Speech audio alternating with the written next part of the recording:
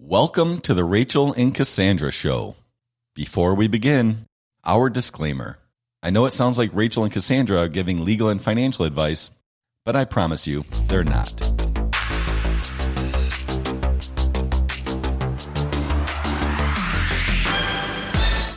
Hi, everybody. Thank you for joining me this week. I have a very special guest in studio with me today. Tone.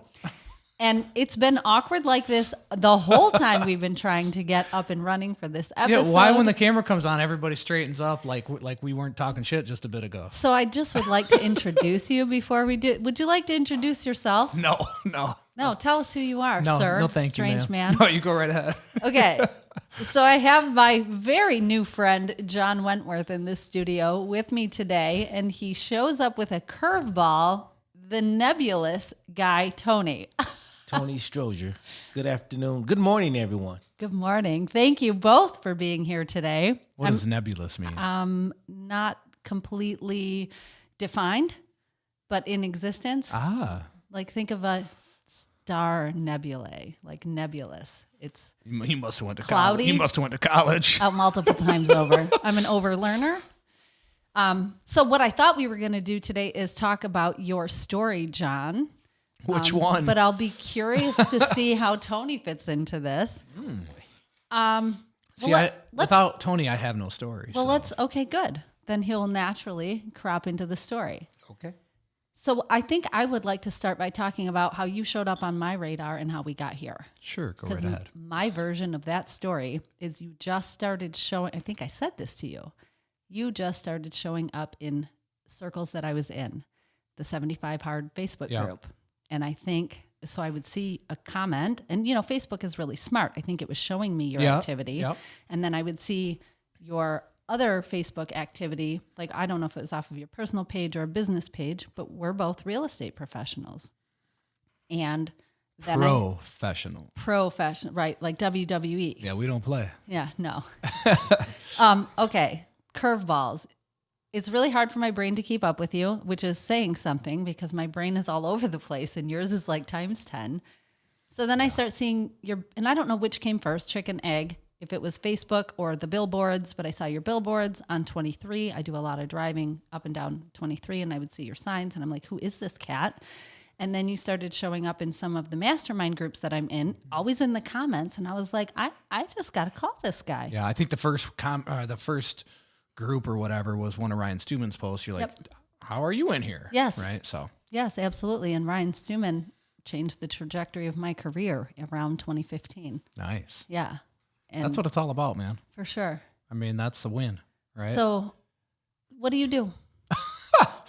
Oh man, I feel like I'm always best if someone else explains what I do, but all I do, right there, I just serve people. And on the way here, actually, we were talking about this person from my life that, how are we going to serve this person? How are we going to help change the trajectory of his life? So that's what I do. I feel like real estate, obviously I own a real estate company and I'm blessed to have an amazing team. We've got 50-ish people growing like a lot, which is awesome because I want to have a positive impact on all those people's lives. And I know that I can, and I know that I will. But outside of that, what do? I don't know. Run around town, talk shit, and try to make things happen. I like you said, my mind is always going, and so if I don't feed that sucker, then an idle mind is the devil's workshop, right? So I just stay busy and keep going. So you have a real estate company. And how did that come to pass? Did you mom and dad gave you the keys and said, here's our successful business, son, go run it? Or is there a way that you thank got God here? that didn't happen because I'd probably suck. Yeah.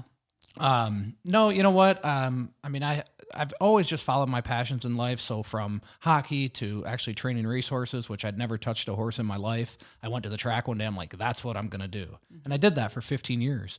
But I ended up living in Massaouangi, which is in Quebec, just across the river from Ottawa. And I would stay there 8 months. I'd come home for 4, go for 8, come home for 4. And I just got tired of it. I got tired of running. And How old were you when you were doing this? Shit, I don't even know. I mean, I don't know anything about when, who, what. Like, I never remember. People, how long have you been licensed? I'm like, I don't know. Well, ish. Okay, so 20 years ago? Okay. I mean, I'll be 50 in July. Proud of it. Feeling 35. Love it. Maybe even 33 sometimes. But I just like that. I said, I'm done racing horses. I was training. I was training 25 horses at one time, and driving as well, and doing well. But I wanted to be home. So one day I just said, I'm done. And I called my partner. I said, I'm peacing out of here. And that's what I did. And I went home, started flipping houses, which is ironic as hell because I still to this day don't have a darn screwdriver. So, I was really facilitating who was going to help, where the money was going to come from, because I surely didn't have any. And then the market started to tank. So this is like Probably 2006. Okay. 5, 4, somewhere in there. And why flipping houses? Why is that what showed up on your radar to try? I don't know. I was listening to some Carlton Sheets shit on on the radio or whatever it was, and you went to a seminar. He went to a seminar. No, I didn't have money to go to a seminar. Went to a seminar or not. No, I don't know. That's just what it was, and probably a bunch of guys sitting around talking, and that's what the concept that came up. But it was good. It taught me a lot, and I learned so much from racing horses, really from hard work and dealing with all different types of human beings and all different spots of emotion. You know what I mean? Oh, what does that mean?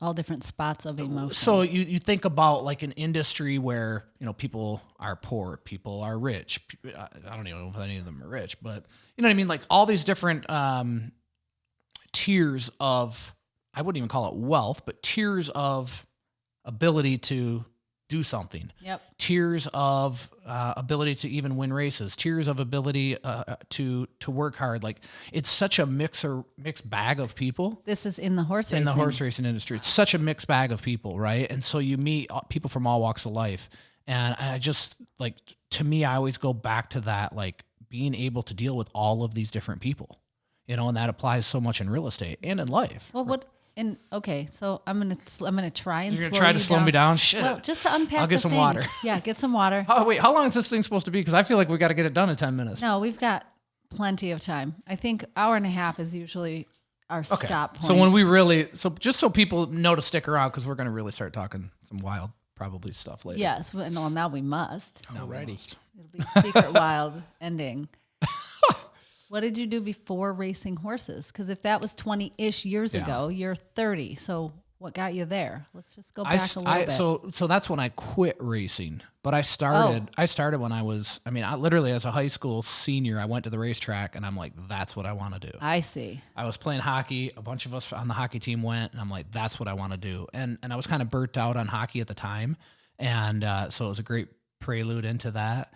And I had a $2,000 CD, like a certificate of deposit, right? Oh, yes. That my grandmother gave me. Those were a thing for a while. And she said, and I wasn't supposed to cash it until a certain time. She said, as long as you take a class at a college course or whatever the hell you call them, you can cash the CD. So I took one class at Baker College, a business class. This is a good looking little sister in there too. I took one class at Baker. I took the CD, cashed it, and bought a horse with it. Really? Yeah. And at that time, the first thing I did was I went and got a job working for someone else. And so that's what I did, very similar to how I still to this day, how I grow our business. I look at what are the good things people are doing and I throw out the bad. So for me, I never touched a horse in my life. So it was like, I worked for this person and learned a ton, right? And then the things that I didn't think were good, I threw out. Then I went to work for another person, took all that good and threw out the bad. And then I did it again. And then the last person that I was working for, I had one horse, then I had two, then I had three, and then I didn't have any more time. And so I had to go out on my own. And so that's kind of how that all took place. So I started racing in the racing industry from the time I was 18, 19, somewhere in there. And you just stumbled into it, it sounds like. I went to the track and I was like, that's what I want to do. Yeah. It's the first time I heard the CD story. Oh, really? And I've been knowing him 21 years. Yeah. Yeah. So can we talk about Tony? Yeah, bring him on. Who are you, Tony? I am Anthony Marchand Strozier Sr. of Flint, Michigan, class of 84, Flint Northwestern. I have a twin. You do? Yes, ma'am. Oh, is it a twin brother or sister? Twin brother. Oh, is that weird? Is that cool? It's cool. He lives in Texas. Are you guys, do you have the twin thing, the magic twin thing? We don't have the twin thing. I pray that one day we will. But are you sure I'm you don't? I'm positive. Could you have it and not realize it? Do other people say you have it? No. Rachel, we don't have it. I'm looking for the answer I want here, though. I'm going to guide you to it one way or another. Well, eventually you will. But no, I have a twin brother. I have two other siblings. I was born and raised in Flint, Michigan. Love it. I've been knowing this beautiful young man for over 21 years. Still young. I'm part of his family. Are you from the racetrack? No. Not Is from the this Tony racetrack. from the track? No, but he's been, listen, we've been to New York together. We've been to Kentucky. We've been to Maryland, New Orleans, Chicago. That was a fun trip. Sounds like brothers. Oh, yeah. That sounds like you describing me and Cassandra. Brothers from another mother. I like it. And he named me Tony Tone 21 years ago. Nice. His son Rocco is, how old is Rocco now? 12. Rocco's 12. He says when the phone would ring, he said my dad would says, Tony Tone on the microphone. I'm glad you did that shit. That's a true story. So continue on with John, but that's me. And we've been friends for 21 years. I've been working for him for, probably going on 8 to 9 years. I don't even know. Time goes so fast, I don't even know. So Let's not downplay Tone too much. No, I don't. Tony Tone is Flint's best dressed. When like his second year working with us. what do you do for John Wentworth Group? I'm one of the coaches on the team of our 50 agents. Okay. Accountability coach. Accountability coaching. He don't let him slide either. Oh boy. But with love. With love. It's all about love. So were you around at the beginning of the organization? Few years after he started. Yeah. Well, started in real estate or started? Let's back up. Yeah. So March of 18, there's a few dates that I remember. Okay. Like I don't remember dates. You know what I'm saying? Like it doesn't even matter to me. But this date I remember, March of 18, when I got fired from Remax, he was already there. Right. So that's when like we went independent and started Wentworth Real Estate Group. Okay. But before that, I had already been in real estate, started growing that team, over the years, and then he kind of came into the fold after he retired from where he was at. So just because I like to put things in order, Please do. you're doing the horse thing, and then you decide you're done here, you're going to go flip houses. And somewhere in your house flipping path, you get a real estate license and you're a real estate agent. It didn't happen that quick. Wait a minute, he's leaving out a job. I failed that test 4 times. Didn't you work at Applebee's?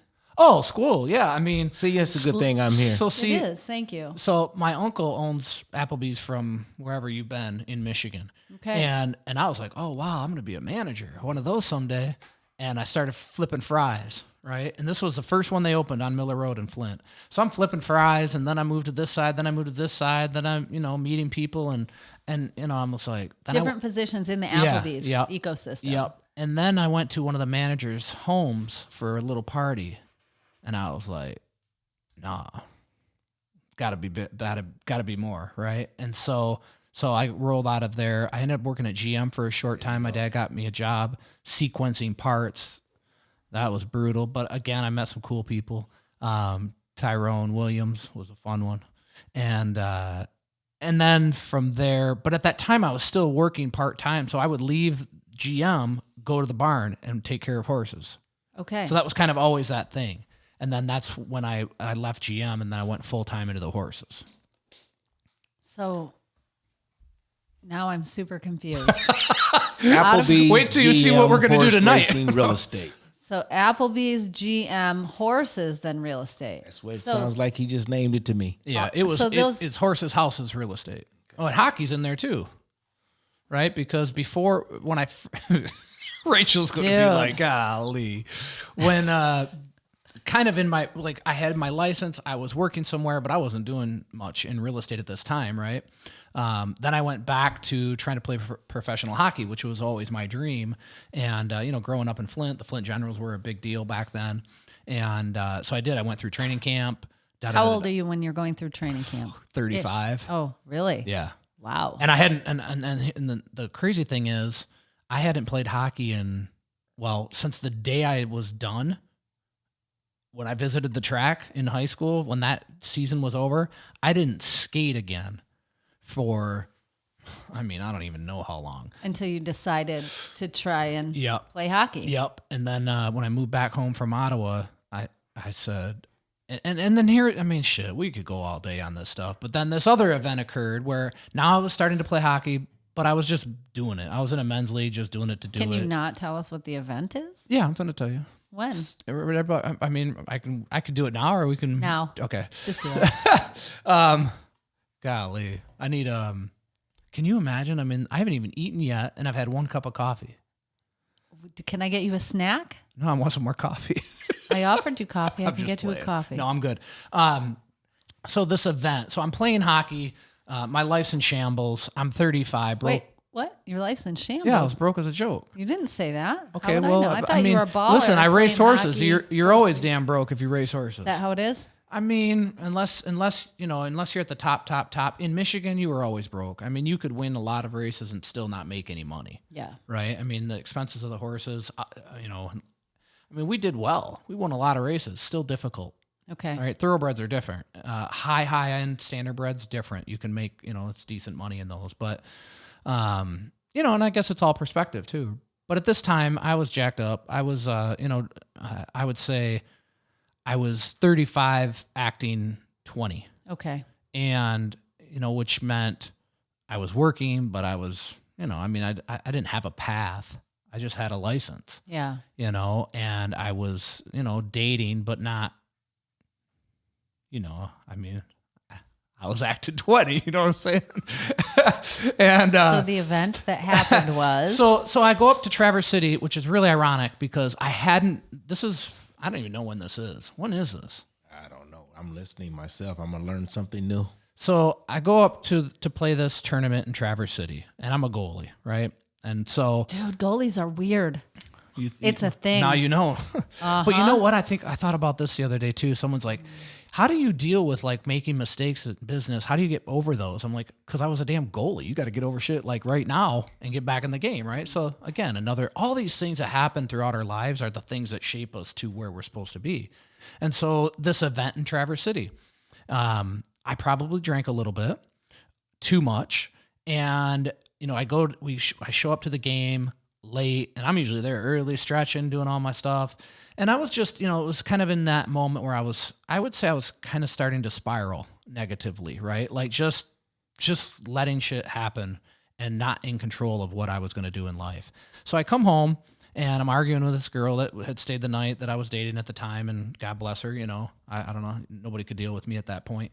And the next morning I'm watching ESPN, and on ESPN is this story, and it was a 10-minute story with Tom Rinaldi, and it was basically my life in front of my eyes, right? This gentleman that was speaking, his name's Todd Crandall, which is some shit when I'm getting ready to tell you this. Todd Crandall ended up being one of the best men at my wedding. Okay. But Todd shared this story on ESPN. His mother committed suicide when he was 6. He was a goalie in hockey. He unfortunately became a drug addict. Thank God I never did any of that. But actually, at one of the counseling sessions, I said that same thing, and I almost got my ass kicked by the people there. They're like, "Alcohol's a drug." Oh. And I'm like, "I'm sorry," but so literally that morning, I'm watching this thing and I'm just bawling, right? And I email him, which I probably learned how to send an email about a month earlier. Mm-hmm. And I'm sorry, I don't know. Crandall, the guy you saw on TV, the guy I saw on ESPN. Yeah. And about 3 hours later, my phone rings and it's a 419 area code, and I'm like, and I know that area code because I used to race horses in Ohio, right? Mm-hmm. And I'm like, holy shit. And I answer it, and sure enough, it was Todd. What was the message that you left? Oh, dang. Something like. So I still have this email saved. I don't have it on me now, but basically said, man, I just watched your story. It is my story. I was a goalie, blah, blah, blah, blah. My mother committed suicide, same as yours. My life's fucked up. It's headed to a nowhere space. How old were you when your mother committed suicide, if you don't mind? 6. Do you remember this? I found her. Oh, well, can we circle back to that? There's not much to circle back to, but so, I sent this email to this guy and he calls. And so again, that's just that little moment where, like every moment in our day, I think is such an important piece because you never know what change can come from that. Right. And so having him reach out, I drove down there the next day. I quit drinking immediately. I started working out like crazy, which at that time meant jogging and doing push-ups and shit because I couldn't afford calisthenics. Calisthenics, baby. And she uses a lot of big words. I know, man. I don't know about this arena. so then I joined like 4 hockey leagues, and I was just playing hockey every freaking day of the week. And then I went in, and then, so I'm like, well, how am I going to start dating now? Like, going to Mo-Doggies at 1 a.m. is not cutting it. So What is Mo-Dog? it's a place that used to be in Fenton, yeah. Okay. And so I went on Match.com. And so all this stuff kind of culminates at the same time, right? I meet Todd. I get my shit together. I start playing a lot Where of did you- hockey. Oh, hold on. I'm Yes. Tony. I He know. said Todd. Yep, you're right. But you met Todd. He called you. You emailed him. He called you. Then I drove to Ohio the next day. Oh, you left that out. That's kind of key. Sylvania, Ohio. I drove down there, and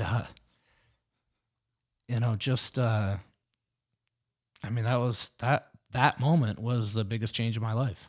I mean, and that without that moment, I wouldn't be anywhere, and I sure as hell wouldn't be sitting here with you. So you drove to Ohio. Mm-hmm. Why? I just knew. It's funny. Because I knew this. I just posted this, so I don't know what the hell. Yeah, take the time to find it. I feel like it's worth it. Your environment. I mean, I made a post about your environment because I knew I needed to be in that environment, right? Like, I needed to be around this person that has so motivated me right now. I need to be around him. But did he call you and say, I want to Google this guy? Did he call you and say, hey, come be with me. I can help transform your life? Come be with me. Well, it was just, it was Sylvania's not very far, right? And so I'm like, shit, the guy's on ESPN. He's doing something right. His thing is called, if you're Googling it, Racing for Recovery. He's grown that sucker from a church room about this big to he's got his own building. He's changing lives. I mean, it's amazing. Find it? Yes, I did. Todd Crandall is widely recognized as a leading expert on substance abuse. He has overcome a 13-year addiction to drugs and alcohol. He is the founder of Racing for Recovery, an organization dedicated to preventing all forms of substance abuse and providing positive alternatives for those battling addiction. You a bad motherfucker. And this guy called Can you swear because on yes. Okay, cool. We encourage it. He called me because I emailed him, and it's that is amazing. It is, and it's one of those things. I think God rewards us when we humble ourselves, and we get out of our own way and open up that path. And then I also think in that journey that He's going to challenge us a lot too, to make sure that we're really ready, right? Yeah. That we're willing to persevere through these things. How you have to grow the muscles to handle the challenge before you get the challenge. I feel like God's never just gonna give you anything. No. He'll lay the path and open the door, but you've got to go through it. And in that, you've got to go through some other shit too. Like, you know what I'm saying? Like, even to this day, I'm still going through that childhood stuff, right? Mm-hmm. But long story short, No. Short story long. We do it the opposite way here. So Todd, I meet my wife. But hold on. You're going fast, and I know there's a lot, but why did you get in your car? You're leaving this big gap for the people. I have nothing else to do. He called you, you talked, and did you say, can I come visit? Or you just he was independently? He was saying we do these classes. I don't know. I think it was Tuesdays or Thursdays. So you went there for something that was already I met with him, privately, talked, cried, all that good stuff. Yes. Then I went into this round table room of all these addicts, which is where I put my foot in my mouth and said, because they would all introduce themselves and they'd say, I'm addicted to crack, I'm addicted to cocaine, I'm heroin, blah, blah, blah, blah. And I'm like, damn, I just drink some. Right. You know what I'm saying? Right. And that's when I put my foot in my mouth and said that. And I got the stink eye from a few people. Right. You're feeling maybe superior because your problems are better than theirs. Something like that. I don't even think that crossed my mind, but that's probably what they thought. Of course. Yes. Right. To me, I was just like, holy cow, am I in the right room? And, I was. Yeah. But it was just really interesting because, again, to have all those things, when I look back at it, it's not that I take it for granted, but when you really think about it, like all of those events occurring at once, I guess I almost never even put that together. Because that's when I started going back to hockey, and hockey was my thing that kept me sober, right? That kept me working out, that I knew I had to go play at night, and it was important to me, and then meeting my wife, which I probably can't even freaking talk about today. because that's the ultimate life changer. So then I went into training camp to try out for the Flint Generals. You know what I mean? And so it's like, and all those things coming together at once. And then Jen and I, ironically enough, so this is when Darren McCarty made his comeback. And that morning I skated that morning with Darren, and then I got cut, and my roster spot was his to play in that game that night. Oh. And so as Jen and I are talking on the phone, Jen lived in Clarkston. She was a school Jen teacher. is your wife now. At this point in the story, is she your wife yet? No. Okay. No, I haven't even, we hadn't even kissed yet. Okay. The new girl. The new girl. But it was one of those things I was walking into this looking for something more than what I'd ever looked for before. You know what I'm saying? From a relationship. And so, where was I at? Oh, Darren McCarty. Yes. So I get cut. He takes that spot. Well deserved, by the way. And I mean, if you're going to get beat out of a slot, let it be that guy. Square business. And so our first date ended up being that night. Oh, no way. And on YouTube, if you go look right now, there's like a hype video about this. And during the national anthem, it's looking over Darren's shoulders, and there's Jen and I standing there No way. on our first date. Wait, So, what would we search for in YouTube? Do you know? I don't know. YouTube, Flint Generals, Darren McCarty, maybe. Okay. Find that. Whoops. Yeah. I could spell. I know that's a picture I need to, because it's not. Yeah. That's old quality stuff, but that's a picture I need to somehow print. And then so I go through this faith journey, right? I get involved in church, and next thing you know, I'm reaching out to Darren McCarty trying to get his ass to come to the men's retreat. Did he go? No. No. I asked Chris Osgood. I asked him. All these people. Oh shit! Tony went. You went? I did. Good. Okay. And I met a lot of people there too that were still friends. Yeah. So this was a anchor moment in your life. Oh man, yeah. Seriously. Yeah, for sure. And so, Jen and I, through that, our relationship obviously took off. Did she bring, so now we're talking about religious involvement, church. Did Jen bring that, or did you guys find that together, or is that where you guys found each other? No, we met on Match.com. Okay. Right. And she did not bring that. It's not that she didn't have it, but she didn't, it wasn't like, oh, you go to church, so now I'm going to. That's what I was asking. It wasn't that at all. After probably I got on and I was doing some good, I kept getting asked to go to this men's retreat, and I was like, no, bro, I'm not going to that. Right. Growing up, I never went to church. I mean, if my grandma took me or something like that. Easter Sunday. Yeah. I don't even think I went then. No. I just never went. I never had that foundation in my life. And then I kept getting asked to go to this retreat. And finally another guy asked me, I'm like, well, shit, I don't know. Maybe it'd be good for business. You know what I'm saying? And I think of that and I'm like, what a dodo bird. You know what I'm saying? Like, but if that's what it took to get you there, amen. And that's where you were meant to be, I hate to say it, No. but it's divine timing too. Yeah, no doubt. It's all good. And I spent 48 hours crying my eyes out, finding forgiveness for my mom, finding forgiveness for my dad, just really, I would say getting broke down and then built back up through this retreat. And it was amazing. And then, I was blessed to be involved in that. I mean, I spoke at that thing for, I think, 5 sessions in a row. They were doing it every 6 months. And we blew the thing up so big, they had to shut it down. We had so many people there. The last time we had like 120 people there. But is this something that still happens, this retreat? Is it a thing? You know what's wild? It hasn't happened in 3 years, and it's next weekend, the first one. Really? Yeah. Can we talk? Can we name it or no? Is this? I'm not involved with it this time. What is it called? Oh, it was called Chirp. Christ Renews His Parish. And where is it out of? Just in St. case. John's Fenton. Yeah. Right. All right. I mean, it's magical. They do a tremendous job. I mean, I've brought so many people into that and watched it change their lives, or have a big impact on their lives, the same way it did mine. So my life, I guess, is a culmination of 5 major events.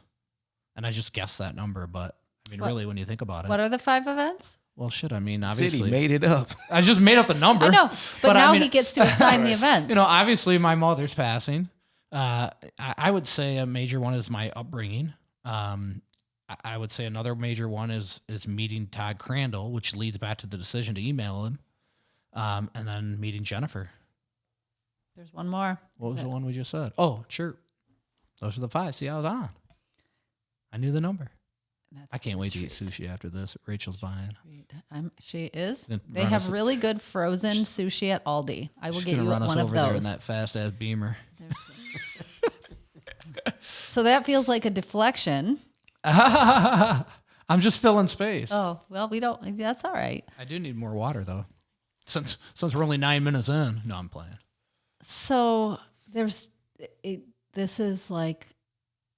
Yeah, where do you want to go? Yeah, I don't know where to go. I keep coming back to your mom, but I don't want to force that conversation. But Listen, the thing with my mom is that, she was. I have a specific question. Go ahead. And then, what did it feel like at 6 to walk in? That I think at 6 you can't process that. I shit. know. You know what I'm saying? That's Here's usually what it how felt that like. shit fucks you up because you don't know how. Right. I stood there and swore at her for I don't know how long. So you knew what had happened. Oh yeah, well she was hanging in front of me, so it was- yeah. I mean you know what that is. Okay, right? yeah. And I just sat there and swore at her, and then I ran to the neighbor's house in my tighty whities. Yeah. And the fucked up thing is, when they came back, they brought me with them. And I'm like, I think about these things when I reflect on this moment. Like I think about, okay, well, why would my mom do that knowing I'm the one that's going to find her? Because I was the only one home. Yeah. Right. I think about why the world did the neighbors bring me back before I could watch them cut her down. Right. Like these weird things. But in those moments, people aren't thinking about that. You know what I'm saying? What was on her mind? It wasn't thinking about that, obviously. What was on their mind wasn't thinking about that. It was like, oh shit, run over there real quick and try to save her. Yes. You know? So I think at that moment, like, fuck, you probably go out and play the next day. Yeah. You know what I'm saying? At 6, it's a blessing probably that it was 6 instead of 12. Your dad's still around at this point? Yeah. So you've still got a parent. Correct. And earlier you said you had to forgive your dad too. Yeah. Yeah, my dad abused alcohol. He was angry all of his life after that. I think that, he just, he had a hardened heart. Yeah. And again, no foundation in Christ. And so ironically enough, when he damn near ended up passing after church, probably, I don't know, a little bit after I went through that. And so he ends up living with us. Your dad moves into your house. Yeah. So he's on a ventilator for what, 2 weeks? It was a couple weeks, right? Yeah. He was on a ventilator for a couple of weeks and just hardcore alcoholism, right? It's Not only did he move into his house, John fixed up his house because it was a garage. And he turned the garage into a sitting room, right?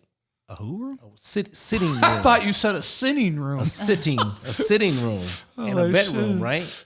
Yeah, I you mean, converted your garage to house your dad. Yeah, we just had a guy come in real quick and pet out because they called. They said, we're getting ready to release your dad in a couple days. I said, all right, where's he going? Because he's been in a freaking coma basically for 2 weeks. So you're leaving out big details. What happened to your dad? I just think it was. Did he like overdose? No, he didn't overdose. Did he get into a car wreck? No, Did he fall down the stairs? I think years of hardcore alcoholism along with smoking, and he called me. Jen and I were out to dinner one day, and he called me, and I couldn't understand what the hell he was saying. Like he was just speaking crazy. Or actually, let me back up. Was he having a stroke or drunk? Well, in retrospect, I think that he was hallucinating because he wasn't dispelling his carbon monoxide. What'd you say? Carbon monoxide? Carbon monoxide. Yeah, there you go. Because his heart was all jacked up, right? Congestive heart failure, whatever. But anyway, he calls me. He's like, "Yeah, your damn kids are over here digging diamonds in the backyard." I'm like, "Well, get some," But prior to that, his longtime friend from high school had called me and said, "I just talked to your dad and something's wrong." And in my head, I'm like, "Yeah, he's probably drinking, right?" Mm-hmm. So then we called him. Well, so at that point, my wife goes to where he's at, and by the time because I go take care of the kids and do what I got to do, and by the time I get over to where I'm at or where he's at, he's on a ventilator like that quick. And so just a lot of prayer through that. And had I not gone through chirp, he wouldn't be alive, because I think the aftermath of him leaving, he comes to our house. I'm washing the feet of the man that, I I don't want to say I hated, but not easy, right? Helping him shower, like, because he couldn't even walk. He was laid up for so long. So prior to this moment, your relationship with your father is not great. It was broken. Yeah, totally, 100%. So he starts getting better. And this is a crazy thing, like, and going through 75 hard, not drinking, doing all these different things. And people, like, he starts to get well enough to kind of start walking on his own a little bit. And I come downstairs and he's drinking out of a bottle of wine. Oh, Wait a minute. wow. How much was that bottle of wine? $100 bottle of wine. So he went for the good shit. He went for the good shit. Yeah, he don't play. Probably not even on purpose, right? It's just booze to him, some alcohol. And I'm like, Dad, what are you doing, right? I'm like, you know how many times I've washed your feet? I didn't say that. But so lo and behold, he begins to heal and he's very angry still. So I go in there every night and I just read Proverbs to him. I would read one proverb and he'd talk shit during it and he'd, not want to listen and da-da-da-da-da-da. And I just kept doing it and doing it and doing it. And then as he got better, one day I put him in the car and I dropped him off at the men's retreat. Without his permission? Oh, yeah. You just dropped him off there. I don't ask people for much permission. Is that a thing you can do to a person? Like, or at a retreat, will they accept that person? Those days. Oh, it used to be. Not now. Okay. Yeah, too much politics now. Now you gotta I'm do just trying to politically imagine correct a shit. world where I put my dad in my car and take him anywhere without his permission. It just doesn't exist. Well, I mean, he didn't have a choice. You know what I'm That saying? would be an ass whooping. Yeah. Yeah, but he could. I mean, so he could have walked away, but he wasn't riding with me away, and so I just left him there. And, How did that go? What was his in the moment? I don't even remember. You know what I'm No, saying? but what did it feel like? I'm not looking for like a No, verbatim. but I'm saying, like, I don't remember this shit. I don't. My brain blocks pretty much everything, and I'm sure it goes back to my mother, right? But I don't even remember. All I remember is You don't remember if he was mad or if he was like fine. I don't remember. Okay. Like this, chirp helped him. Yeah, It did. Oh yeah. Okay, Yeah. so he stayed. He does the retreat. So he stayed. I mean, I bounced him out of the car so quick. Later, my wife had to run up pillows and stuff for him because I didn't even think about that shit. You know You're what I'm like saying? pushing him out the door, drive away. So yeah, he comes out of there a changed man.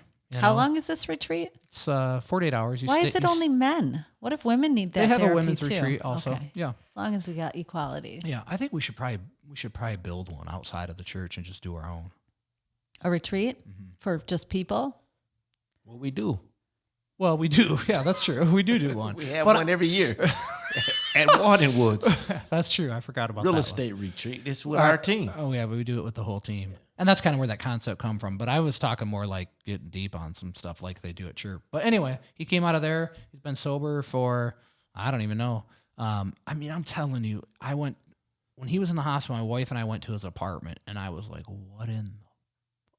Why? It's just, you couldn't even see the floor. It was so much shit there. Just gross? Yeah. Like he was not taking, as without, It so was more within? stuff from kind of? QVC there than QVC has in their storage lockers. Oh, so I this mean- is filling that void with stuff and alcohol or something. Yeah, if you're going to get your armchair psychology degree out. Yeah, I don't know, but at the end of the day, I mean, I'm certainly not trying to speak on him because I'm very proud of him for what he's done. I mean, he went from living in this friggin' hovel to he bought a condo in Fenton, had it all remodeled, bought and this is what sobriety does when you're fucked up. You know what I'm saying? Like that condo, bought a condo in Fenton. He ended up on the pastoral committee at the church. He became the lunch liaison at the school. Nice. Yeah. So, this relationship, my kids barely ever saw him, right? Now they're seeing him at school. Yeah. You And know, you have so- he's like, sounds like he's part of your life. And Well, No? he comes around some. okay. He's still Okay. a little bit of a recluse on his own. That's just, you can't fix everything. You know what I'm saying? No.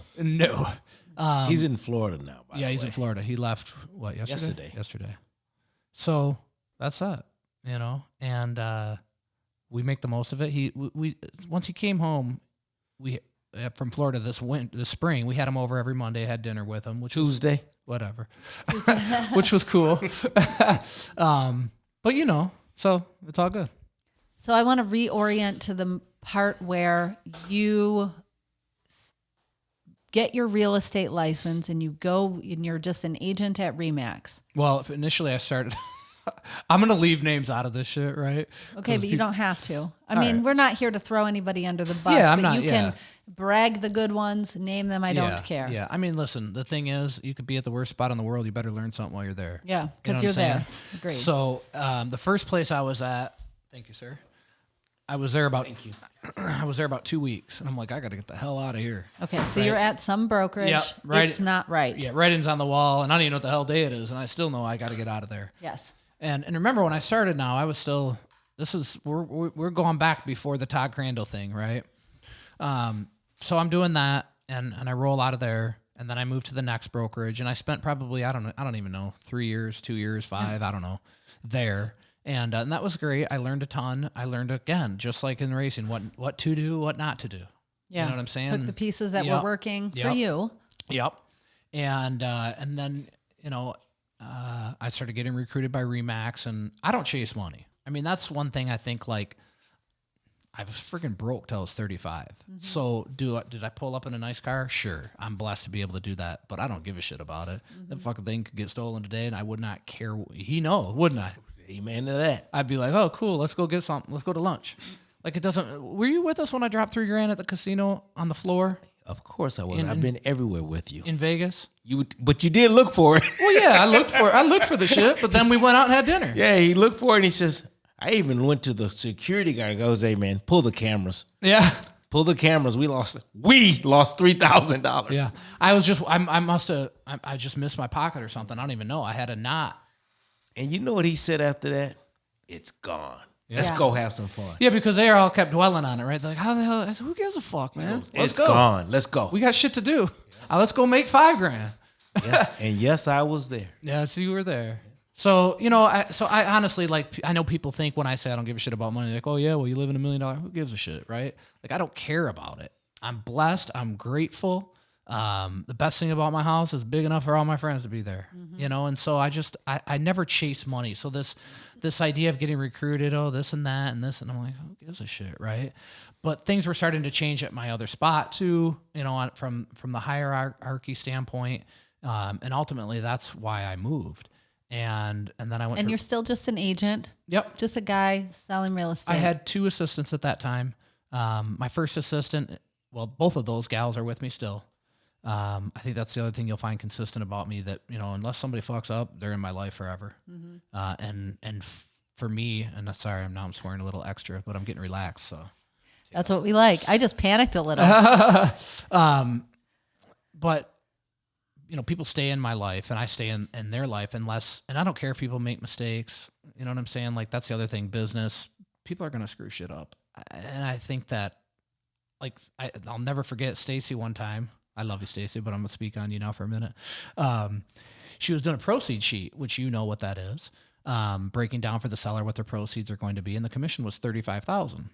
Well, she wrote $3,500. And this was one of those people, you get these people sometime, Yes. right? Total asshole. The client? Yeah. Just So he said, well, I'm not paying more than $3,500. That's what you wrote on the sheet. what does your contract say? Oh, I'm mad already right now. Oh yeah. And again, so now there's another agent involved, right? And she's like, but I'm counting on, you know what I'm saying? So I'm fighting for her. Yeah. She wasn't on our team. This was before that, but anyway, I ended up having to sue the guy, and we won. And the jacked up thing is, we leave the little courtroom, and I get on the elevator, and he's on the damn elevator. And how'd that go? I didn't say shit. No. No, because what am I gonna say? You know what I'm saying? I'm sure he felt dumb enough. That was your client? Yeah. And then, because when you go to court now, they're like, oh yeah, well, you still owe this bill and this bill. The motherfucker owed that everybody. Yeah, he was just, that's how he ran his life. Exactly. Yeah, trying to. Yep. And the funny thing is, he called maybe last week, the office. I only want to talk to John. I want to sell my house. I probably know him, huh? Oh yeah, you know him. Anyway, I don't know. We're off tip now, but where are we at? No, but we're really not, because Okay. those things are important, right? It speaks to how you run your business. And it's funny because I listen to your stories and I hear similar stories that I have in my own life, just with way smaller dollar figures. Well, $50, not $3,000. but the you know. impact is still the same, right? Yes. I mean, if It's it's those moments where you decide who you are and how you're going to choose to be. Yeah, people dwell on so much stuff. And again, all those things that happen in your life that prepare you for that. When I lost $3,000, did it hurt? Yeah, but what the hell am I gonna do with it? Bought it. You know what I'm saying? The shit's gone. So instead of going to moping the rest of the night, let's go eat dinner and have fun. There is a story in one of the Chicken Soup for the Souls, which I read as a teenager. And this was my first exposure to this kind of power of thinking, being in charge, taking the power of how you're experiencing your life. They tell this story, and it sticks with me all these years later I'm going to butcher this. Go get the book if you need to find it and prove me wrong. Something about Mary? No, it's a wrecked car in the driveway, and the wife is getting so upset, and the husband is calm and is like, yes, we have a wrecked car. And she's like, how can you be so calm? And he's like, well, here's the thing. We have a wrecked car either way. The only thing we can choose is how we're going to be right now. And I was like, how about your house didn't burn down, or you don't have a wrecked marriage, or you were fucking born, or you know what I'm saying? Like, absolutely. And so, but I'm hearing that from you, like these moments of choosing how to be when you lost $3,000. You know why? Because people put so much value in all this other crap. Mm-hmm. You know what I mean? And that's why, that's why they get so wild about stuff, because they put so much value. Well, we're programmed for it. It's literally everywhere. I'm not defending it or saying it's right. I hear you. They're ignorant to that until you become tuned into it, right? I agree. Tune on in. Is that an inside joke? No, hell no. Can we make it one? Sure. Tune on in. Okay, that's a thing. Hashtag tune on in. Tune on in. Okay, so real estate team. Yes. Yeah, so, you, 2 people, you go to RE/MAX. Yeah, so Stacy, which was... again, that was the first girl I hired. I paid her $200 a week cash.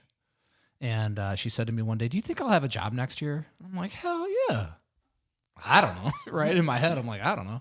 But you know what? It's we got into real estate at the worst time you could. And that was a blessing also, because, you had to go work. And when this is 2000? It's 2008. 4. Oh. Yeah. Yeah, so the wheels are falling off already. Yeah, because that's why I got out of flipping. Was the last house we were flipping, we couldn't sell it because the market started tanking. So then I was like, well, let's go into the market that nobody can sell shit in. But again, that was a blessing. People were sitting around their desk, all tidied up, waiting for the phone to ring, and I was out fucking knocking doors. Whatever you could do, you know what I'm saying? And that's just, I don't know. Work ethic, having that tenacity is the one thing that we can control so much of, and it's the thing that people are often most weakest in. Mm. The thing you can control the most should be the thing that you put the most pressure on, that you focus on the most. And most people, they want to look good, but they don't want to do the work. And the work is where, everything good comes from, that hard work and that tenacity. So we just started growing that business and, trying to figure it out. Like, here's the other thing that I think is really interesting too. Like, now people set out to grow a team because they think you make all kinds of money. I know. Which you don't. No. I didn't set out to grow a team. I didn't even know what the hell that concept was. I just knew that as we grew, every time I said no to somebody, it was losing a relationship. And so I didn't want to say no to anybody. Saying no, what do you mean? Well, if you're too busy, right? You're like, no, I can't. Well, yeah. If you're too busy, there's only so much you can do. So I had 3 assistants before I hired our first agent. I had 3 assistants. I was fucking running. 8 a.m. He once he started getting on with us, he would drive me. Because we'd literally one after another all day long. Yeah, you did it right. I remember fantasizing about having a driver and trying to figure out how I could rook my kid into driving me so I could work while en route. And he was working as I was driving. Yeah. And it wasn't. I didn't get a driver to look cool. I just, what happened? I ended up crashing a couple times, right? Trying to do all the shit, and I'm like, screw this. Yeah. I need to live. And so Tony did that for a while, and then he rolled in, started working at the office. So then I had my dad drive me twice. I was like, oh hell no. And shit, I don't even have a driver now, right? So it wasn't about having a driver. It was it made sense to free up your bandwidth to do the other things. Yeah. But you needed a driver because you also had the money phone. Oh, yes. Then the phone to ring every 3 minutes. Yeah, I'd come out of an appointment, there'd be 20 calls. You know what I'm saying? So, yeah. Anyway, so we just kept growing that team out of necessity, really. But the cool thing was, out of necessity, also, with the mindset of who can I help grow, right? So like Todd Youre, who, you know, I mean, I've known the guy all my life. Yeah, very impressive man. Yep, great guy. I've known him all my life, right? He owned a photography studio and was going through a divorce and, you know, just shit happening. And I said, Todd, you should be an agent. He's like, really? I'm like, yeah, you know, I'll lend you some money. Like, let's go, right? And the rest is history. Andy Belson, who's another one of our top agents, I went to school with him. Don't even remember his ass from school, but I ran into him and his wife and my wife at Qdoba and Grand Blanc. He's like, I just got fired from whatever the hell he worked at, some aerospace, some shit. Or was it a pool business? Yeah, but he says it's a fancy way. Okay, yeah. Aerospace pools? Yeah, aerospace pools. Interesting concept. Float. And, you know, and interviewed him, which was funny because I remember, like, I don't know, I don't think I would hire this guy. And then I interviewed him. I did an open house with him. I'm like, oh, yeah, he's sharp. You know, and so then it just starts growing and growing and growing. And then you go through all those growing pains. Mm-hmm. You know, there was no roadmap for me. So we just figured it all out. No, but your end product looks different. So it's good, I think, that there was no roadmap. I agree. I mean, you know, it's like the interesting thing is, I hate to use the word selling, right? But at the end of the day, if we don't sell a home, we go broke. So selling was never our issue as we grew. It was really understanding how to organize and operate and run the business, right? Because now there's 3 assistants at this time. Now there's staff, right? And there's 8 agents, and you know, there's all these different things that come along, and you figure it out. It's and that business class you took in college. Oh yeah. Thanks, Grandma. Yeah, I got a B in that sucker. I don't even know how I took one. I didn't even take the class. I took 1 semester and then bounced. So, but yeah, you know, we've been. I mean, I think when I look back at all of it, the biggest blessings of people that I've been surrounded with. So where do you find your people? And hold on, let's go to Remax. Okay. You leave Remax. Mm-hmm. What sparked that decision? I got fired. Oh. Well, the Remax broker was like, okay, so it's unheard of for an agent to get fired. You're an independent contractor. Why did they kick you out? So what had happened was... What had happened? Can I just give you a high five for that? So do that again and I'll start the shit. So what had happened was... I came in on a Friday. And what happened next? The manager comes up and he says, hey, I want to talk to you about this file. I see we didn't get the title work on it. I said, yeah, I sent it over to so-and-so. And then what? And then he was like, well, that's some bullshit. Rachel, please don't let me take over your show. Yeah, no, you're doing great. But that's basically what happened. Hold on. For Yes. people who don't know, you placed a title order with a company that they did not want you to use or that they didn't have a financial interest in. Padel. Ding, ding, ding. Padel. So again, I don't want to take this off now. Yep. Just It's getting hot in here. Yep. I was gonna say, like, you are kind of a stud, but no, I don't. Again, I don't want to speak on people. I learned so much there, and No. it was a blessing, right? But the truth is, this whole in-house thing is a hot button issue for Yeah. me. If we were talking about that right. industry and only, we will. But the truth is the truth, right? And the bottom line is, I kept getting approached. Right? When you start doing shit, people approach you. And I've always been very loyal. Like, I had my mortgage guy. And I, listen, I love all y'all, but don't start jocking people when they get on and start doing good and start, oh, hey, man, what about a deal for me? Like, that's so lame. I agree. And so I always shunned those people. Like, I never expect a deal from my friends. I'm buying this shit. I want to buy it from you first, you know? You know, here's the lamest thing you can do if you're a mortgage broker or whatever, is try to buy me lunch. Mm-hmm. I don't. Thank you. I can buy my own. I can damn buy lunch. my own shit, right? And so this can I give you a high five? That's but this is what speaking to my heart right now. People don't say this to them. They go, "Oh, that's really nice." If you know it's not, it's lame. You're trying to get in my pants, basically, right?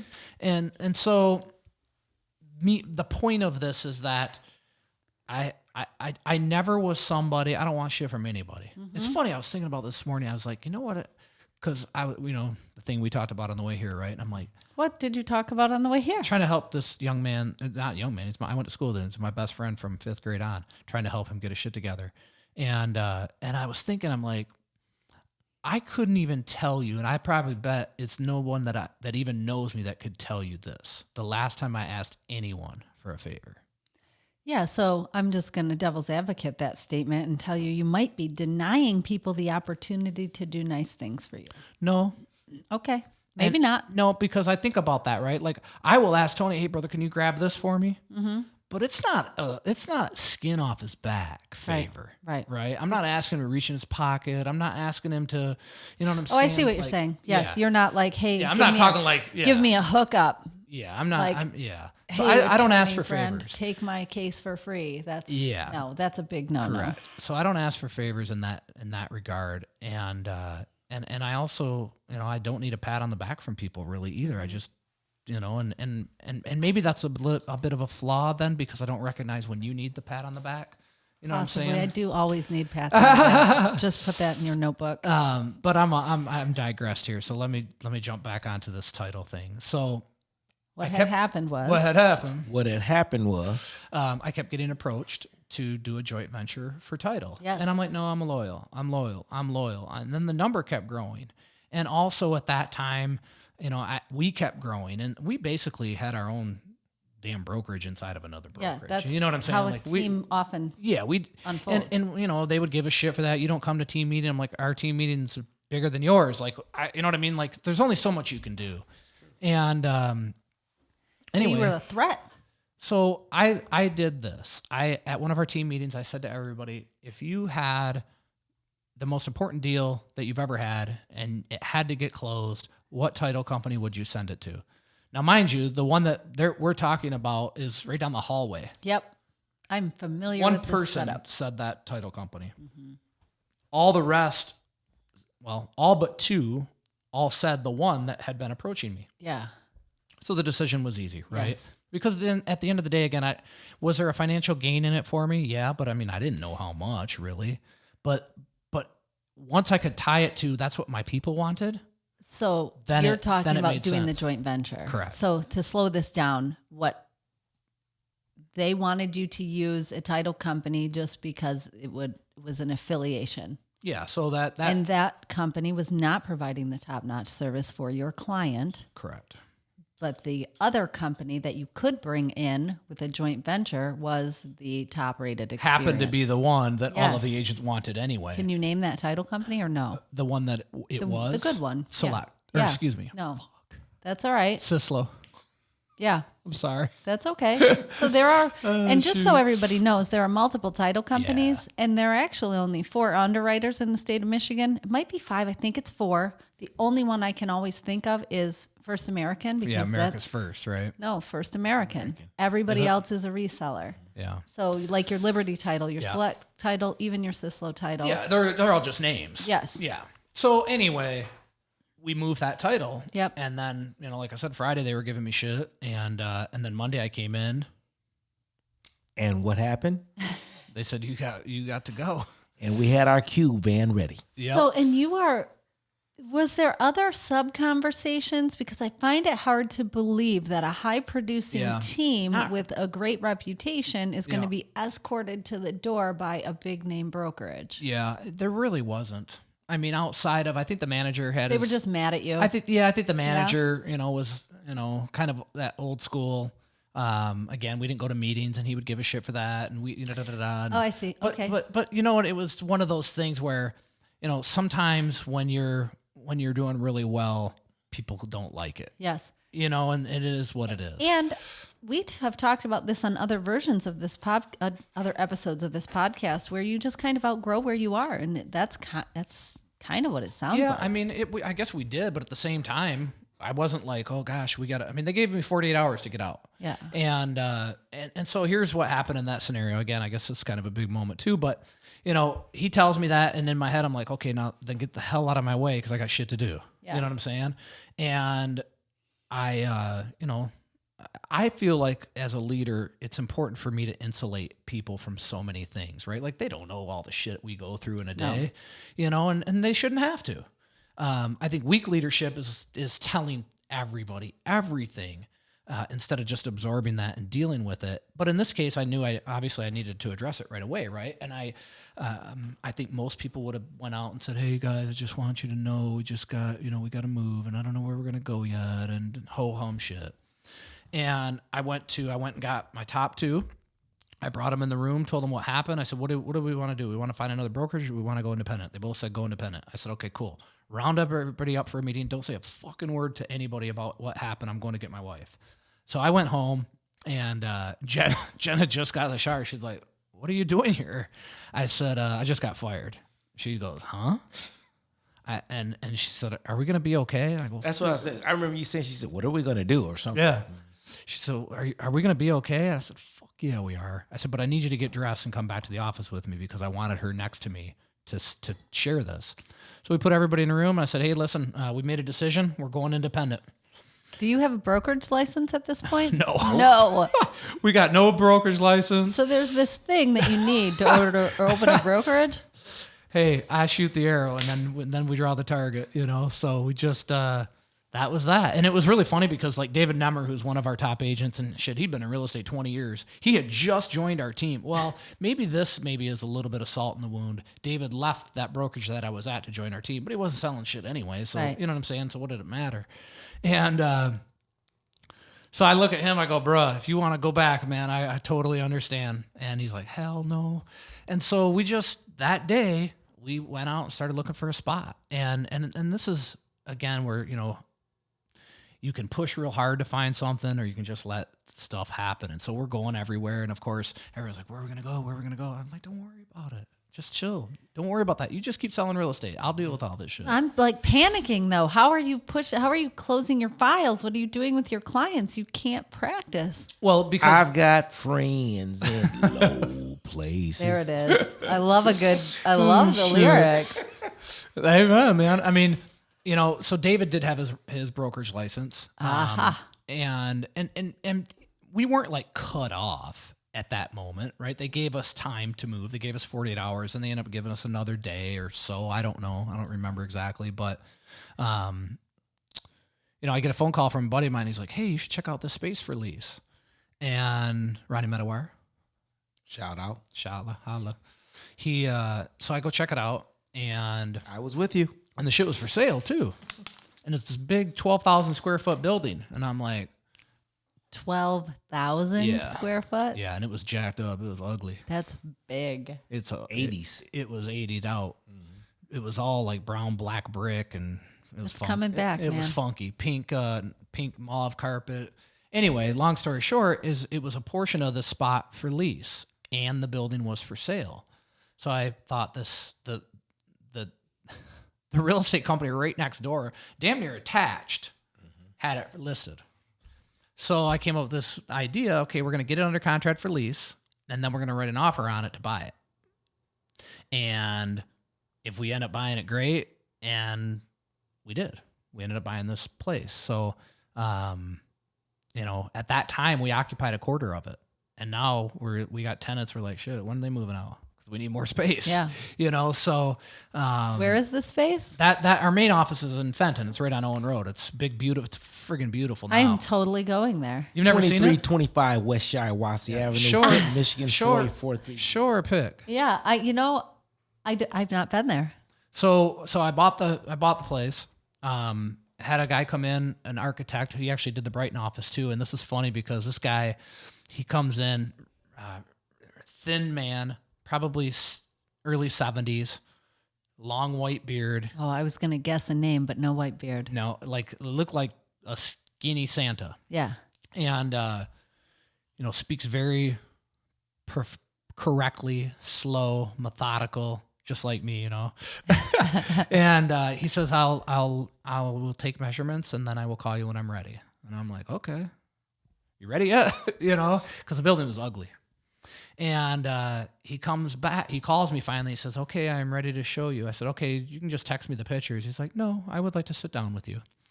So he comes to the office, he sits down, he pulls out this, he hand sketched all this stuff.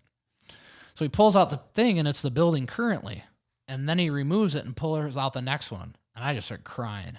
I was like, do it. Do it.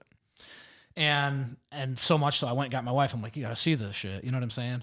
And so the building's beautiful. And Who's the guy? Tom Okay. is his name. And Is he still around? oh, yeah. All right, Tom Yeah. who? He doesn't do a ton of work, though. Holman is his Okay. last name. All right. You know, I mean, he did our Brighton office. It was kind of a cool project for him, et cetera, et cetera. But fuck, I'm all over the place now.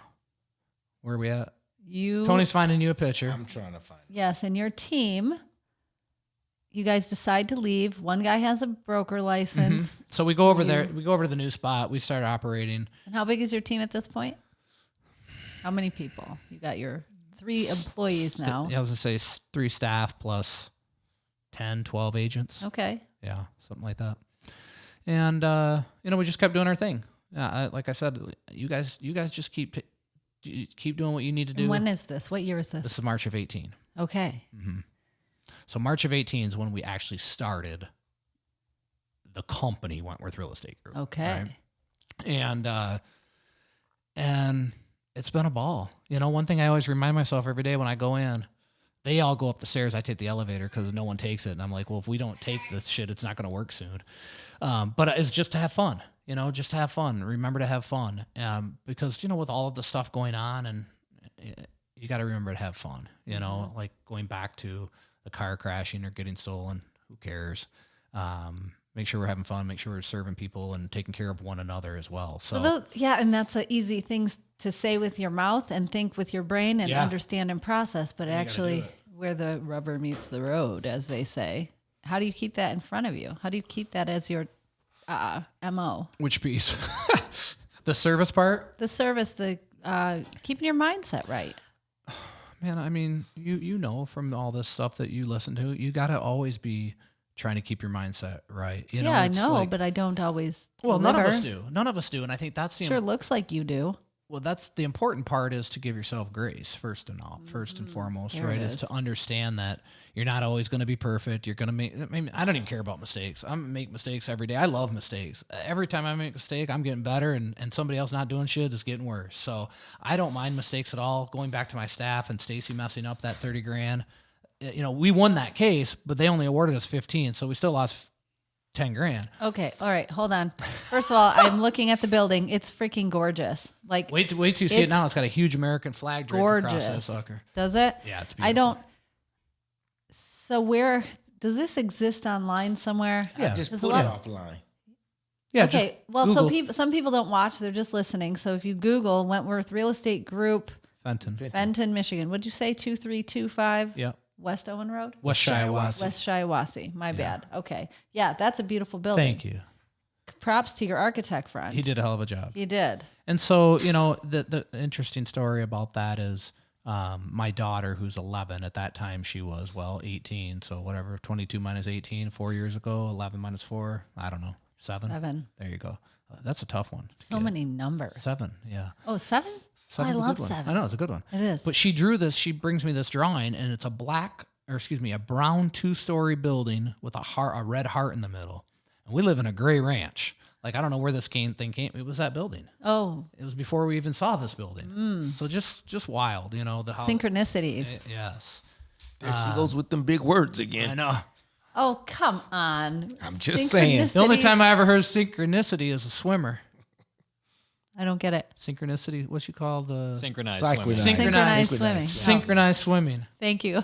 Got you. That's what this S is for. Thanks, Grant. Yeah. Just in case you didn't know, that's what this S is for. All right, so where are we? You are opening, so you buy this building, you've got a team, and now... Yep. So we buy the building, we grow, we move into this... So that was only 4 years ago. Yeah.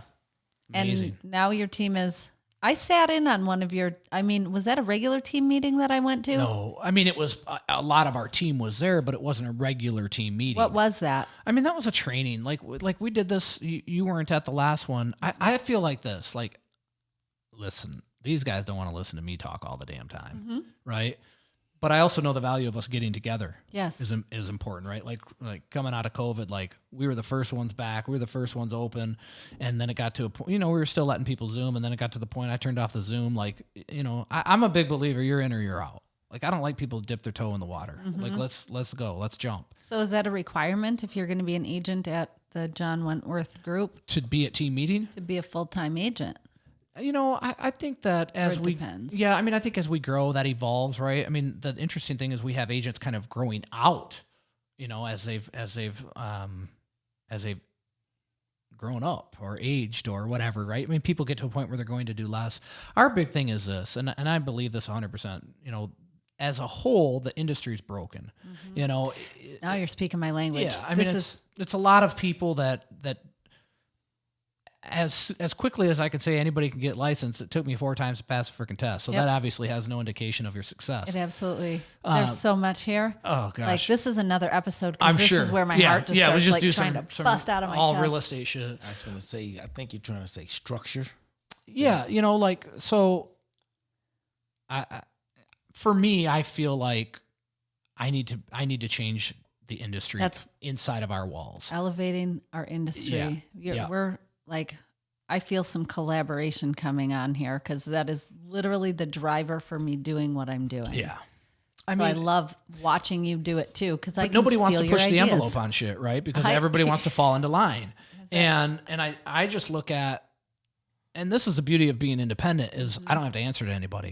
Right. And that was one of the things where, Remax, can I do this? Can I do that? And it's not Remax's fault. It's just part of the industry. Right. So now I can just do whatever the hell I want. At this point in time. Well, not anything I want, but I'm saying anything that I want to do that I believe is best for the consumer, I'm going to do that shit. Because you're driving. And we inherited a lot of legacy, old school, weird stuff in this business. Goofy shit. That doesn't make sense, doesn't serve. It's like a 6-month contract. Why in the world? Clients?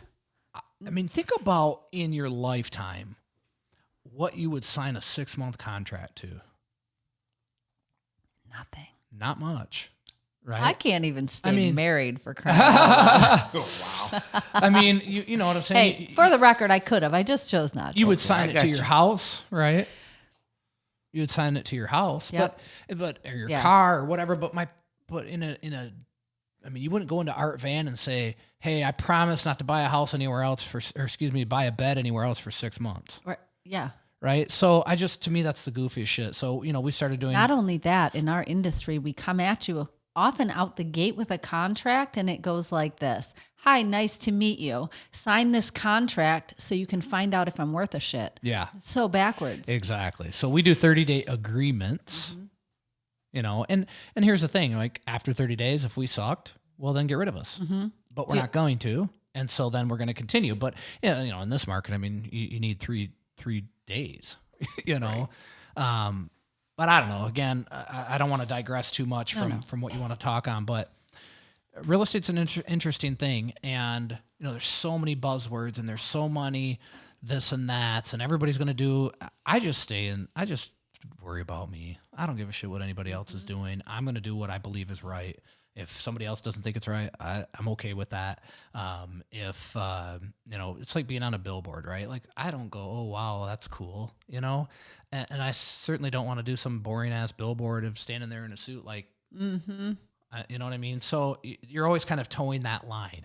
But for me, growing that team is real simple. And that's what keeps me going is the people, inside of those walls. I mean, I have many very good friends in there. As we grow, there's people that I don't get as close to, but you could put 20 students in a classroom. Not everybody's going to be together, right? Some people find their place. But I'm on a mission to just lift up as many people as I can. My big thing is, as we grow this business, everybody's like, well, how many offices do you want? How many of this do you want? And I go, I don't give a shit about any of those because those are all secondary to the people. If we do the right thing and grow the people, those things will figure themselves out. So my big thing is I'm on this kick of I want to bring people in and get them to 6 figures plus. And once they get there, it's sustaining it. And as many of those as I can help get there, because I know that's going to change someone's life, right? I mean, if you're making 40, 50 grand a year and you come in and make 100, 125, 390, someone made last year on our team, right? Nice. Like that's going to change their lives. And so that's all I focus on. And the rest of the shit will fall into place. I'm not even sure where to go. That's amazing. No, it's inspiring. Why Brighton? That's where I'm going. Oh, yeah. So we opened this office. I mean, first of all, welcome. Thank you. Because Brighton to me is the downtown Brighton is, well, first of all, it's close to Fenton, right? It's close to our mothership. But the downtown Brighton is just different than most downtowns. Like it's very, at least from what I'm used to, right? I mean, being from Grand Blanc, the downtown's all jacked up. It's all over the place. Fenton's downtown is very nice and it's growing, but it still doesn't have that one strip where everything is happening. And so as we started coming down to Brighton, my wife and I, we just always really enjoyed it. You know, we always enjoyed the people, and we didn't go anywhere else except we'd go to Stout, which I know is under new ownership with Amen. But we would just park and go up and down the strip. And so my wife was always like, we should open it. My wife, by the way, was a school teacher when I met her. Like the shit I do, I honestly think that just recently she finally said, fuck it. What's the point? She said that 7 years ago. No, but I really think she said it this time. Okay. About what? Like just... Because I be doing all kinds of shit, man. I mean, I'm getting ready to open a damn bar in Haiti. Yeah. Right? Why? Not because I want to open a bar in Haiti, because when I went to Haiti, I met a guy. He's still there. He's struggling because he owned a security company. Well, after the kidnappings and sorry, I'm not going to grab you. Don't worry. That's all right. And shooting the president, nobody wants to go there. Yeah. So we came up with this idea on how to help him. She didn't know about that shit yet. But I just feel like I think that the gym in the basement of the office was kind of like the straw that broke the camel's back, but also healed a lot of stuff. Cause I think that's what finally made her just say, fuck it. I'm not going to stop him. So, you know, Why?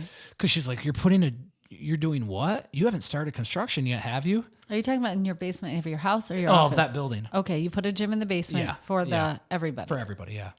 I won't even probably use a damn thing. Cause I'm still going to go to where I go. Right. But you know, I just think that, I want to take away all the excuses people have. You don't have time. Well, the shit's downstairs. You know what I'm saying? Hop down there. Yep.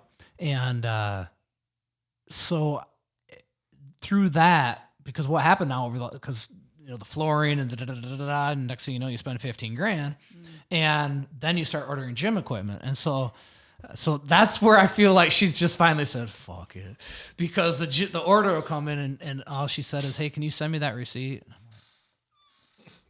Damn, you didn't even yell or anything. Does she do the books? Does she what? Does she do the books? No. Oh. No. For the business. Yeah. She had to give that up. Yeah. Oh. She does. she She still does. does She that. does mess with the books. Yeah. And she's getting her mortgage license right now because we've got something pretty cool coming with mortgage, but I'm actually getting my mortgage license too. I did the class last year. Did you? Yes. Did you pass it? I didn't take the test. I have zero interest in doing that. Well, I'm doing it for the license. You'll see it in a couple weeks, and Okay. I'll tell you all about What is it. it You'll want to do what the is it shit. called? I'm not telling anything on it yet. Why? Because it's This isn't airing for another week. I It's said- like the I Connie said 2 Chung thing. weeks. It's just me. well, there is Nobody no will know. name for it yet, actually, so the name won't even matter. But it's going to be dope, and it's going to be really dope for the agents. More importantly, right? Because it's going to have a residual effect, so that's going to be really cool. So everything I'm doing is like, people bring me shit all the time, right? And I say, how does it impact the people in my life? Positively, neutral, or negatively? Not how does it impact me? And so often I'm like, no, that's no. And then once in a while something good comes up, right? And I think that's where we're headed with this thing. But I think, because I said to my wife yesterday, I'm like, you've been so nice lately, you know, because I'm really waiting for her to give me some shit about this gym equipment. Because the first order is $5,000, and then the second order is $3,000, the third order is $3,000, and I'm doing all these different sites because I don't know what the hell I'm doing. And she said, this is what she said. I didn't tell you this. She said, why? Because I just don't give you shit for stuff now. And I'm like, yeah, that's exactly why. So That sounds like you. So I don't know. I don't know how we got on that. But anyway, the gym's going to be dope. So Brighton, that's what. Yeah, That's why why we got on Brighton? this. So Jen always wanted Brighton, and I think I got to that story of her trying to let everybody have an idea. Jen, my wife, likes things to be the way they are, not to be risky. You know, if somebody's got money, I'm going to go utilize that money to make something out of it. And her mindset is to save that money. Mm-hmm. So that's just, you know, and it's a good yin to my yang, right? Yeah, you balance each other well. Yeah, otherwise shit. So she just always kind of talked about Brighton. I'm like, yeah, I think I agree with you. And the same way, you know, people used to always say to me, when are you going to go independent? I didn't even know you worked at Remax. When are you going to go? When are you going to go? And again, most people would chase that ego and that money and da-da-da. And there really is no extra money. So it doesn't matter. But, you know, and I would always say, You stumped me there. when people would ask me, when are you going to go independent? I would always say to them, I don't know. Oh, I would always say when the good Lord tells me it's time, right? Oh.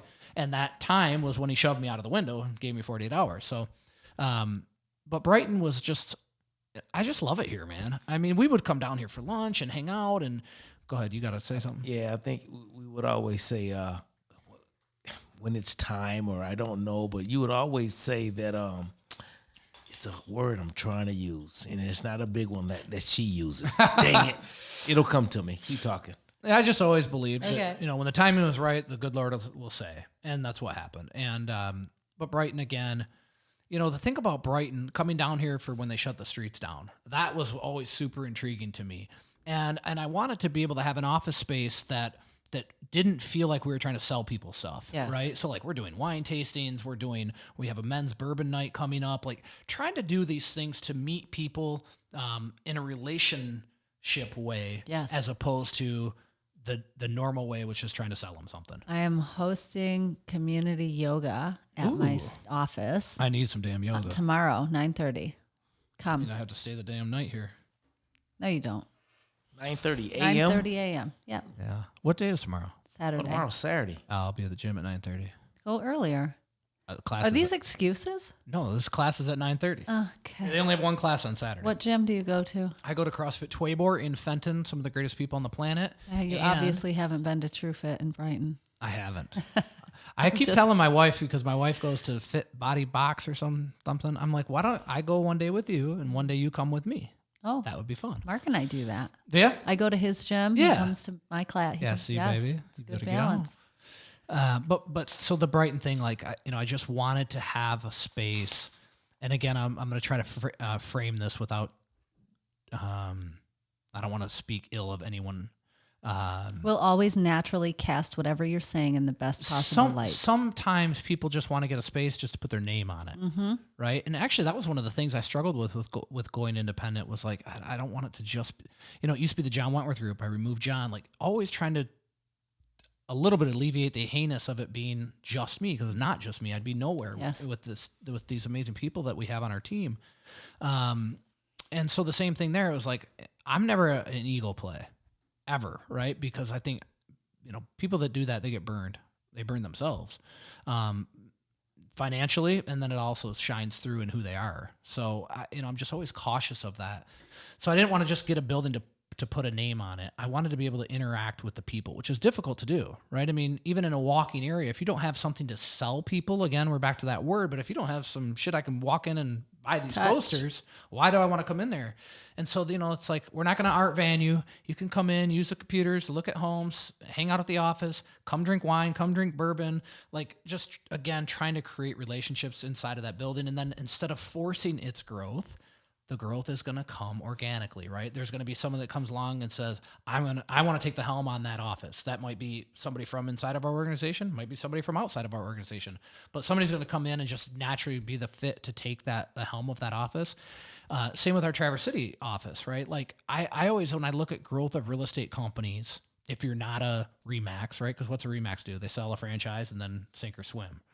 And I don't want to go into something where, Careful. I'm a franchise. oh, I love you. I love you too. I would just say they're not all. But I mean, it's like Subway, right? I mean, you can go buy a Subway. You're an ass kicker, so you're going to make it work. Yes. But that's what I'm saying. Like, I don't want to just go open something somewhere and hope it works. Understood. I want to put somebody in. Now, does that mean I get less of the pie if I put somebody in charge of it? Sure. I don't give a shit, because I want to help people get on anyway. So you're creating the opportunity for the person to run that, Correct. to spearhead that project. to spearhead that project. And then that's also gives it, the ability to have a much more likelihood of success, providing that grit is in place, So, I guess that's kind of leading up to the Brighton office, the Traverse City office. That's where we're at right now. And we're having a ball. And I just always remind myself, we got to keep having fun and keep paying that fucking IRS. Yeah, right. It's a privilege to pay those taxes. I don't know about all that. It's just reframing some mindset here. I went through an audit, so they can, you know what I'm saying? Oh, well, really? Yeah. When? How was that? We just finished it. How was it? Was it as bad as I imagine it is? It's Or was just it annoying. It's just that system's all jacked up too. Of course. You know what I'm saying? Fundamentally, it's Byzantine by design. It's just crazy. And then Complex, unnecessarily don't- complex and antiquated. that word was so big we didn't even know you used a big word. Sorry. I closed my eyes.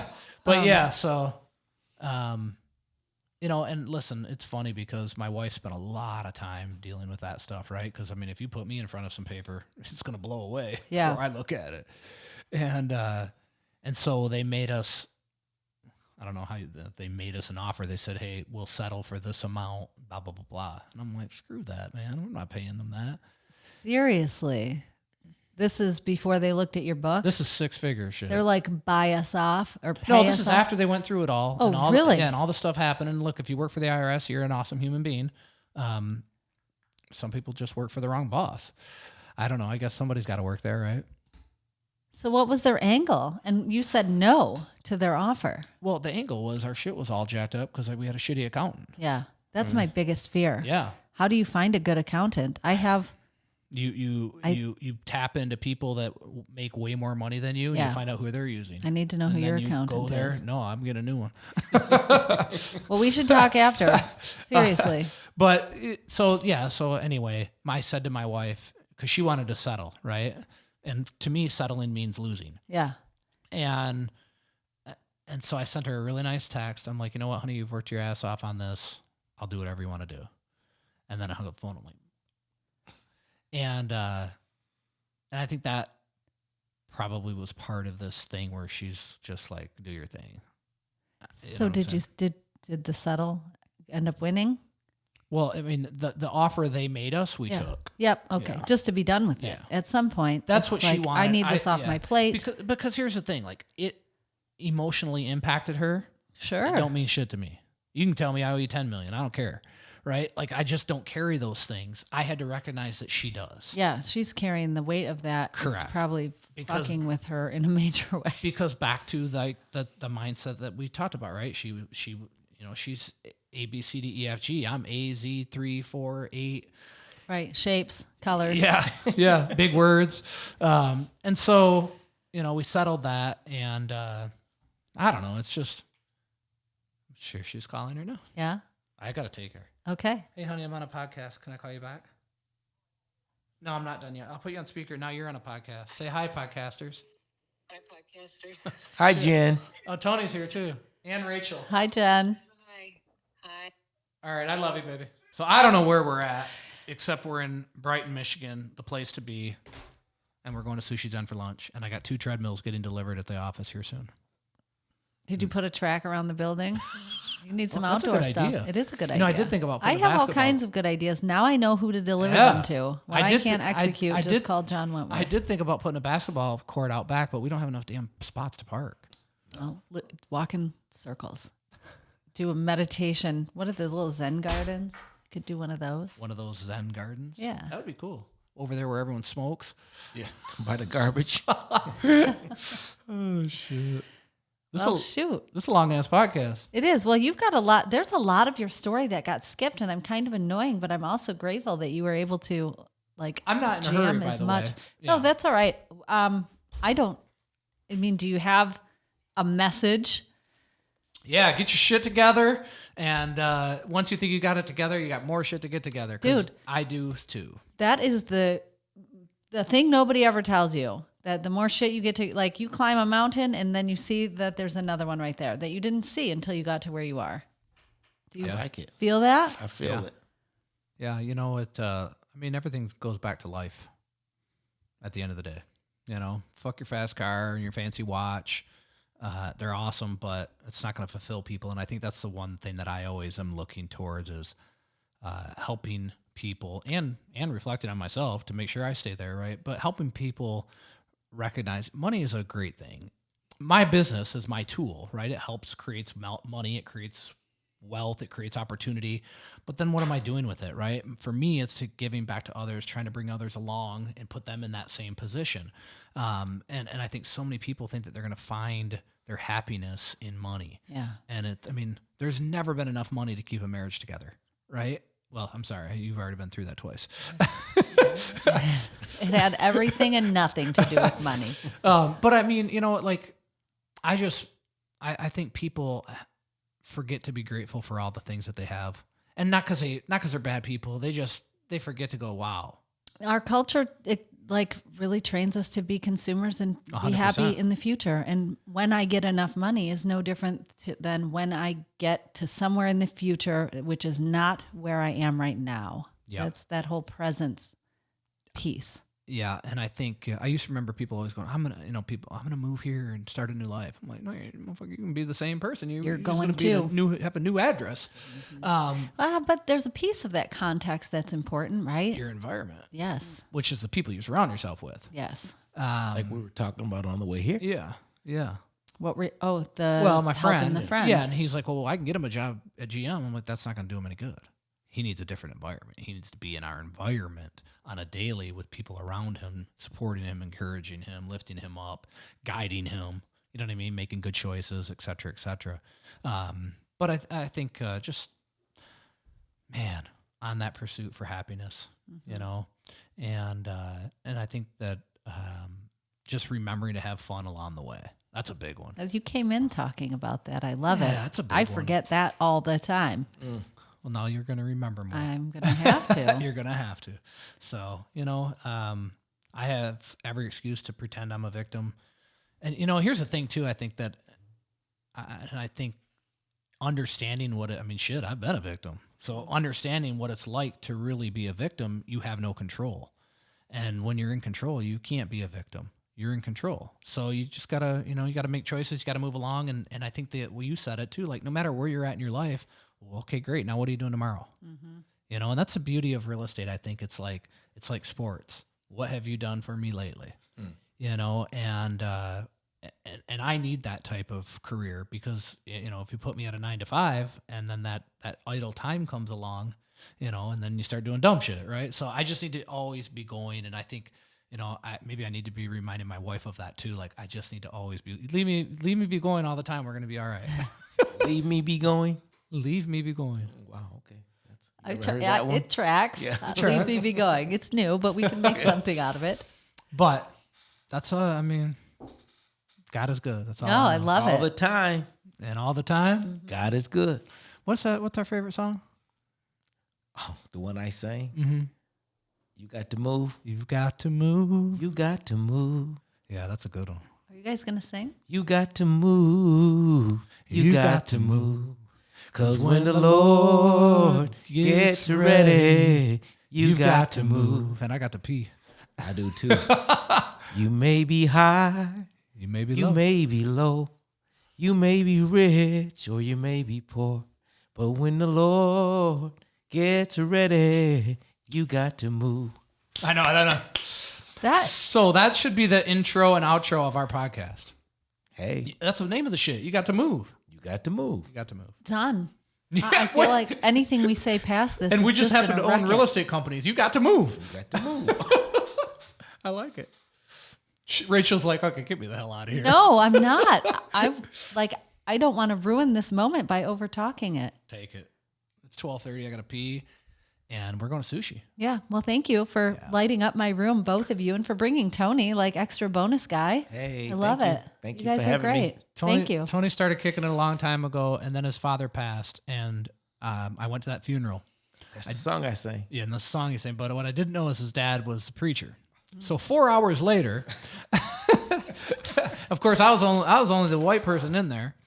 Yeah, that's what you say every year. Well, because it was true. No, it wasn't. Who else? You. Yeah.